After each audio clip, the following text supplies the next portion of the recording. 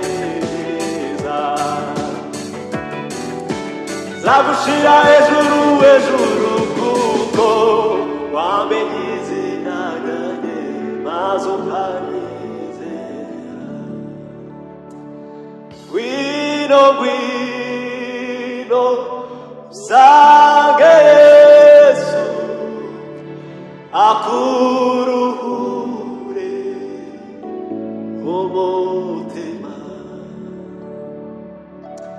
gwino gwino usange Yesu akuruhure